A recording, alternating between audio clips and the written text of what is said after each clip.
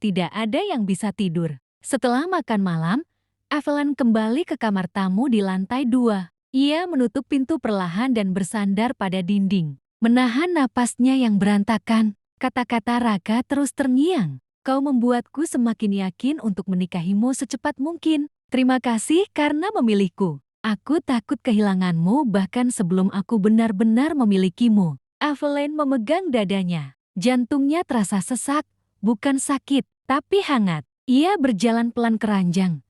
Tapi sebelum merebah, ia mengintip keluar jendela. Di halaman belakang villa, lampu teras masih menyala. Dan di bawah cahaya hangat itu, Raka duduk sendiri di bangku batu, menatap punggung tangan kirinya dan perban di lengan kanannya. Ia terlihat lelah, bahagia, bersyukur, dan takut. Campuran perasaan yang ia jarang tunjukkan ke siapapun. Evelyn membatin. Kenapa aku semakin sulit menjauh darimu, Raka?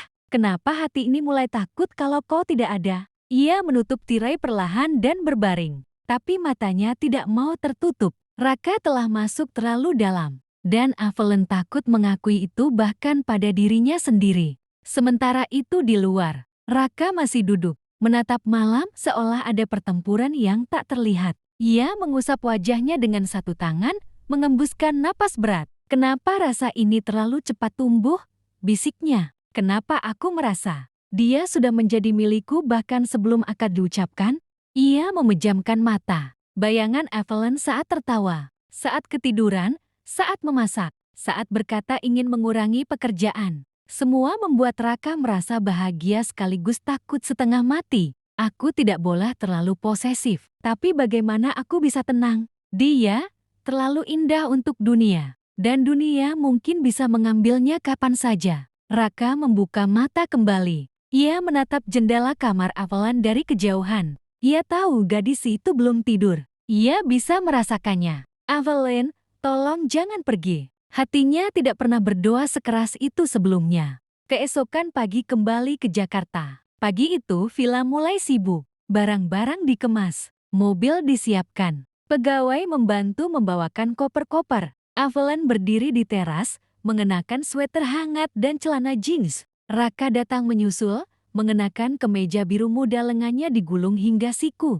Perbannya masih ada, tapi ia terlihat lebih baik. Siap pulang? Tanya Raka. Evelyn mengangguk, tersenyum kecil. Iya, aku punya syuting besok pagi. Wajah Raka langsung berubah. Sakit, cemas, tidak siap. Ia menunduk sedikit. Evelyn tidak melihatnya. Tapi Nino yang menunggu di dekat mobil jelas melihat perubahan itu. Dalam hati Raka, besok dia akan kembali ke dunia kamera. Dunia yang membuat ribuan mata melihatnya, memujanya, menginginkannya. Dan aku tidak ada di dekatnya. Raka tidak menunjukkan itu di wajahnya. Ia tetap terlihat tenang, padahal dadanya seperti diikat. Saat Evelyn masuk mobil, Raka berdiri beberapa detik lebih lama sebelum ikut masuk. Di perjalanan, Evelyn sibuk melihat jadwal syuting dan kampanye yang harus ia hadirkan. Ponselnya terus berbunyi dari manajer, brand, produser. Raka menatapnya diam-diam dari sudut pandang. Setiap kali ponsel Evelyn berbunyi, Raka merasakan perasaan tidak nyaman menekan dadanya. Ada banyak jadwal minggu ini, kata Evelyn sambil membuka tablet. Kak Marsh bilang aku harus hadir fitting untuk gala pekan depan. Lalu ada photoshoot brand fragrance, dan Raka menelan ludah. Suaranya tertahan.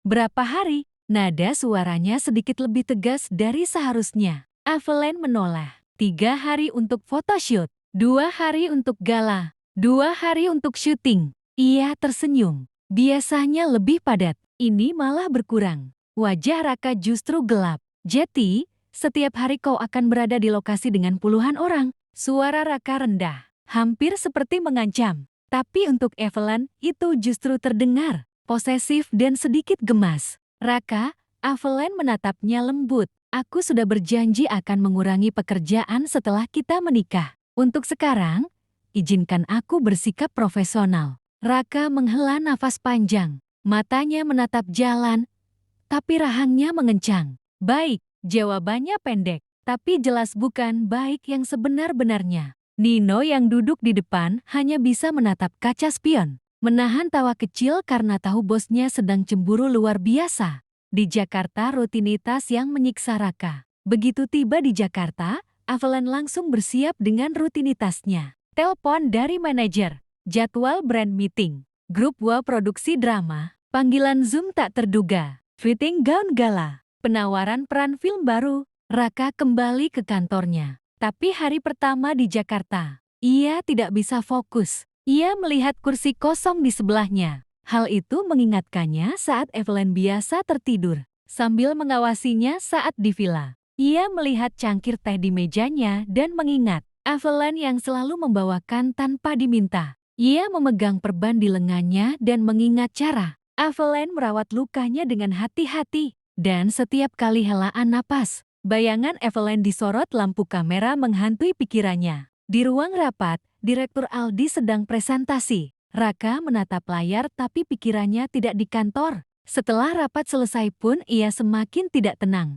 Nino menatapnya khawatir. "Pak, Anda baik-baik saja?" Raka menggerakkan rahang, suaranya dingin menahan perasaan. "Tidak, rapat hari ini sudah selesai. Nino ikut ke ruanganku sekarang," ujar Raka. Nino menelan ludah.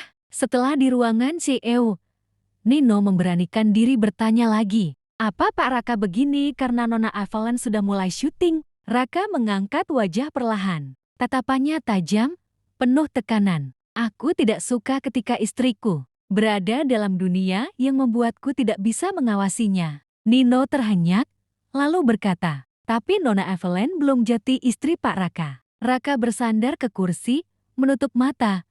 Suaranya pelan namun menyayat. "Aku tahu, aku hanya tidak rela. Tapi aku tidak ingin membatasinya. Aku tidak ingin jadi penjara baginya. Dan itu justru lebih menyiksa." Lalu Raka membuka mata dan menatap layar laptop. Bukan melihat laporannya, tapi bayangan Evelyn yang memudar di kamera. "Aku hanya harus menahan diri," gumamnya pelan. "Karena aku mencintai gadis itu jauh lebih cepat dari yang kubayangkan." Kata itu keluar akhirnya. Untuk pertama kalinya, Nino terdiam. Raka memejamkan mata. Dan itu membuatku takut setengah mati.